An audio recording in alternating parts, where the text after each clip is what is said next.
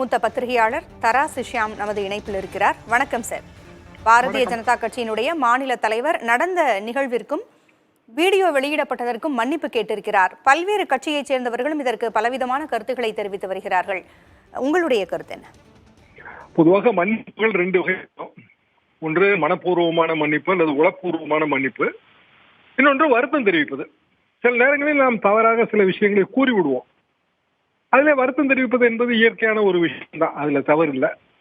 மனப்பூர்வமான மன்னிப்பு என்று திரு அண்ணாமலை அவர்கள் கேட்கும் போது அதனால் விளையக்கூடிய அரசியல் விமர்சனங்களையும் மனதில் வைத்துத்தான் மன்னிப்பு கேட்டிருக்கிறார். அப்படிதான் நாம் புரிந்து கொள்ள வேண்டும்.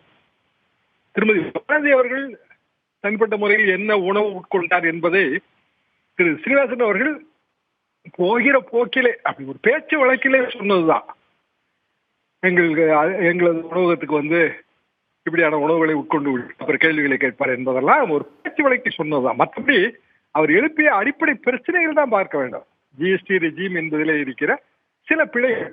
இந்த மன்னிப்பு கூட பாரதிய ஜனதா கட்சியினர் அந்த தனிப்பட்ட சந்திப்பை வீடியோவாக வெளியிட்டுட்டாங்கன்னு அதற்கு தான் மன்னிப்பு கேட்டிருக்கிறார்களே தவிர நடந்த நிகழ்வுக்கு அல்ல.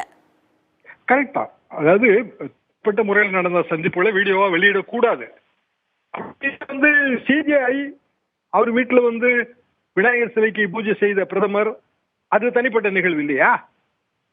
அந்த வீடியோவை எப்படி வெளியிட்டார்கள்? ஒரு நாட்டின் தலைமை நீதிபதி அவர் வீட்டிலே ஒரு விநாயகர் பூஜை நடக்கிறது. அதற்கு அவர் மரியாதை நிமித்தமாக பலரையும் அழைத்திருப்பார். பிரதமரும் போயிருக்கலாம். மிக மிக தனிப்பட்ட நிகழ்வாயிற்று. அந்த வீடியோ எப்படி வெளியிடப்பட்டது? தனிப்பட்ட முறையில் நடந்த பல வீடியோக்கள் வெளிவந்ததெல்லாம் நாம் பார்த்துதான் இருக்கிறோம். விஜய் அவர்கள் ஜெயலலிதா அவர்களை சந்தித்தது முதலமைச்சராக இருக்கும் போது அந்த வீடியோ நாம் பார்த்திருக்கிறோம். தனிப்பட்ட சந்திப்புகளை அரசியல் ரீதியாக சித்தரிக்கும் போதுதான் இத்தகைய பிரச்சனைகள் வருகின்றன. திருமதி வானதி அவர்களோ அல்லது திருமதி நிர்மலா சீதாராமன் அவர்களோ அல்லது அன்னபூர்ணா ஹோட்டலின் உரிமையாளரோ எந்த இடத்திலும் விதிமீறல்கள் செய்ததாக குற்றச்சாட்டு இல்லை. ஆனால் சந்திப்புகள் தனிப்பட்ட முறையில் எதன் விளைவாக இந்த தனிப்பட்ட முறையில் சந்திப்பு வந்தது? பொது வழியிலே நடந்த ஒரு கருத்து கேட்பு கூட்டம்.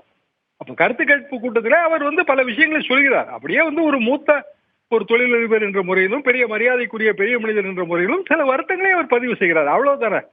இதுல புண்படுவதற்கு எதுவுமே இல்லையே. அப்படி இருக்கும்போது அவர் மீண்டும் மீண்டும் தொலைபேசியிலே தொடர்பு கொண்டு நான் மன்னிப்பு கேட்க வேண்டும் என்று மிகவும் கெஞ்சி கேட்டுக்கொண்டார். அதனால் போனால் போகிறது என்று உங்களை மன்னிப்பு கேட்க வைத்தோம்.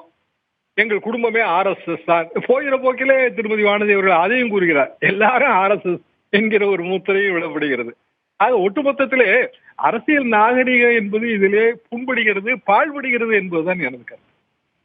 நன்றி சார். இணைப்பிற்கு கருத்துக்களை பகிர்ந்தமைக்கு நன்றி.